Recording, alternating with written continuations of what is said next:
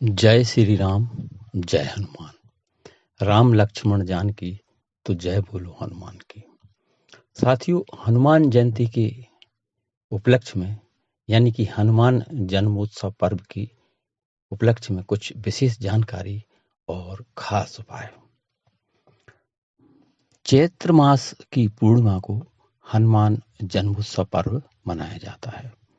इस बार यह पर्व 23 अप्रैल मंगलवार को है। हनुमान जी जन्मोत्सव के शुभ योग में यदि कुछ विशेष उपाय किए जाएं तो आपको हर परेशानी दूर होगी और हनुमान जी की कृपा मिलेगी, सारे संकट दूर होंगे और घर में बरकत होगी और सुख शांति मिलेगी। आइए तो जानते हैं कुछ उपाय। जैसे हनुमान जी को चोला कैसे चढ़ाएं। हनुमान जन्मोत्सव को हनुमान जी को चोला चढ़ाएं। हनुमान जी को चोला चढ़ाने से पहले स्वयं स्नान कर शुद्ध हो जाएं और साफ सुथरे वस्त्र धारण करें। सिर्फ लाल रंग की धोती पहने तो और भी अच्छा रहेगा। चोला चढ़ाने के लिए चमेली की तेल का उपयोग करें। साथ ही चोला चढ़ाते समय एक दीपक हनुमान जी के सामने जलाकर रखें। दीपक में भी चमेली की तेल का ही उपयोग करें।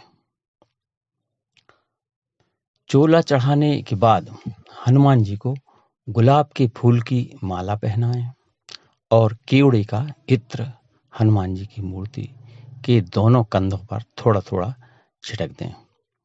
अब एक साबुत पान का पत्ता लें और इसके ऊपर थोड़ा गुड़ व चना रखकर हनुमान जी को भोग लगाएं। भोग लगाने के बाद उसी स्थान पर थोड़ी देर बैठकर तुलसी की माला से एक मंत्र का जाप करें। मंत्र श्री राम जी भगवान का है। तो मंत्र है, राम रामेति रामेति रमे रामे मनोरमे, सहस्र नाम तत्तुल्यम राम नाम वरानमे। मंत्र फिर से सुन लीजिए। राम रामेति रामेति रमे रामे मनोरमे, सहस्र नाम तत्तुल्यम राम नाम वरानने। यह मंत्र है, इसका जाप करें। अब हनुमान जी को चढ़ाए गए गुलाब के फूल की माला से एक फूल निकालकर उसे एक लाल कपड़े में लपेटकर अपने धन की तिजोरी में रखें। इससे धन संबंधी समस्या का हल हो जाएगा और आपकी बरकत होने लगेगी। अगला उपाय है बड़ के पेड़ का। तो आप क्या करें, बड़ के पेड़ का उपाय, सुबह स्नान करने के बाद बड़ यानी बरगद के पेड़ का एक पत्ता ले आएं और इसे साफ स्वच्छ पानी से धो लें। अब इस पत्ते को कुछ देर हनुमान जी की प्रतिमा के सामने रखें और इसके बाद उस पर केसर से श्री राम लिखें, यानी कि भगवान श्री राम का उस पर नाम लिखें। अब इस पत्ते को अपने पर्स में रख लें। साल भर आपका पर्स पैसों से भरा रहेगा। तो अगली होली पर इस पत्ते को किसी बहते हुए जल में प्रवाहित कर दें और इस प्रकार से एक पत्ता और अभिमंत्रित करके अपनी पर्स में रखें। इससे कभी आपका पर्स खाली नहीं रहेगा, धन की कमी नहीं रहेगी। अब अगला उपाय है, घर में स्थापित करें एक पारद हनुमान जी की प्रतिमा। अपने घर में पारस से निर्मित हनुमान जी की प्रतिमा स्थापित आप कर सकते हैं। पारद को रसराज कहा जाता है। पारद से बनी हनुमान जी की प्रतिमा की पूजा करने से सभी बिगड़े काम बन जाते हैं। पारद से निर्मित हनुमान जी प्रतिमा को घर में रखने से सभी प्रकार के वास्तु दोष स्वतः ही दूर हो जाते हैं। साथ ही घर का वातावरण भी शुद्ध होता है। प्रतिदिन इसकी पूजा करने से किसी प्रकार के तंत्र का असर नहीं होता और ना ही साधक पर किसी प्रकार की तंत्र क्रिया का प्रभाव पड़ता है। यदि किसी को पितृदोष हो तो उसे प्रतिदिन पारद हनुमान जी की प्रतिमा की पूजा करनी चाहिए। इससे पितृदोष समाप्त हो जाता है। अब अगला उपाय है कि शाम को दीपक, हनुमान जयंती की शाम को दीपक जलाएं। तो शाम को समीप के किसी हनुमान मंदिर में जाएं और हनुमान जी की प्रतिमा के सामने एक सरसों के तेल का या फिर शुद्ध देसी घी यानी गाय के घी का दीपक जलाएं। इसके बाद वहीं बैठकर हनुमान चालीसा का पाठ करें। हनुमान जी की कृपा पाने का एक अचूक उपाय है।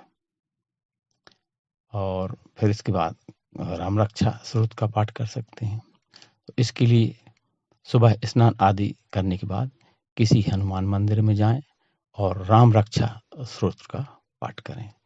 इसके बाद हनुमान जी को गुड़ और चने का भोग लगाएं। जीवन में यदि कोई समस्या है तो उसका निवारण करने के लिए प्रार्थना करें। अब आता है कि सुरक्षा कवच का उपाय। प्राणों की रक्षा हेतु मंत्र अथवा रक्षा कवच बनाने के लिए क्या करना पड़ेगा। तो आइए जानते हैं। हनुमान जी जब लंका से आए थे तो राम जी ने उनको पूछा कि राम जी के वियोग में सीता जी अपने प्राणों की रक्षा कैसे करती हैं। तो हनुमान जी ने जो जवाब दिया उसे आप याद कर लीजिए। अगर आपके घर में कोई अति अस्वस्थ है, जो बहुत बीमार है, अब उनकी मतलब क्या कहना चाहिए, ज़्यादा ही सीरियस हैं, सभी को लगता है ये ठीक होना मुश्किल है, डॉक्टर भी जवाब दे चुके हैं, दवाइयाँ भी जवाब दे गई हैं, तो ऐसे व्यक्ति की प्राणों की रक्षा इस मंत्र से होती है। उस व्यक्ति को पास बैठा करे हनुमान जी का मंत्र जपो। तो ये सीता जी ने अपने प्राणों की रक्षा कैसे की, ये हनुमान जी के वचन है। सुनिए। नाम पाहरू दिवस निसी, ध्यान तुम्हार कपाट, लोचन निज पद जंत्र तिथ, जाहि प्राण के ही बाट। अब इसका अर्थ भी समझ लीजिए। नाम पाहरू दिवस निसी का मतलब है कि सीता जी के चारों तरफ आपके नाम का पहरा है, यानी भगवान श्री राम के नाम का पहरा है, क्योंकि वे रात दिन आपके नाम का ही जप करती हैं, सदैव राम जी का ही ध्यान करती हैं और जब भी आंखें खोलती हैं तो आपके चरणों में नजर टिका कर आपके चरण कमलों को ही याद करती हैं। तो जा ही प्राण के ही बाट। तो सोचिए कि आपके घर के चारों तरफ कड़ा पहरा है, छत और जमीन की तरफ से किसी के घुसने का कोई मार्ग नहीं है, सभी मार्ग बंद हैं। क्या कोई चोर अंदर घुस सकता है? ऐसे ही सीता जी ने सभी ओर से श्री राम जी का रक्षा कवच धारण कर लिया है। इस प्रकार वे अपने प्राणों की रक्षा करती हैं। तो ये मंत्र श्रद्धा के साथ जपेंगे तो आप भी किसी के प्राणों की रक्षा कर सकते हैं। रक्षा कवच बनाने के लिए दिन में 3-4 बार शांति से बैठें, 2-3 मिनट होंठों में जप करें और फिर चुप हो जाएं। ऐसी धारणा करें कि मेरे चारों तरफ भगवान श्री राम के नाम के मेरे चारों ओर घूम रहा है, भगवान के नाम का घेरा मेरी रक्षा कर रहा है। ऐसी भावना करने से भगवान श्री राम के नाम का रक्षा कवच आपके चारों ओर निर्मित हो जाएगा और आपका कोई बाल भी बांका नहीं कर सकता। तो आप अपने जीवन में ये उपाय करें, भगवान श्री राम और हनुमान जी महाराज का ध्यान भजन करें और अपने जीवन को धन्य बनाएं। वीडियो पसंद आया हो तो लाइक, शेयर और सब्सक्राइब करें। फेसबुक और इंस्टाग्राम पर फॉलो करें। अपने परिवार और दोस्तों को शेयर जरूर करें, जिससे उनको भी लाभ मिल सके और वो भी इसका लाभ उठाएं और अपने जीवन को धन्य बनाएं। जय श्री राम, जय हनुमान।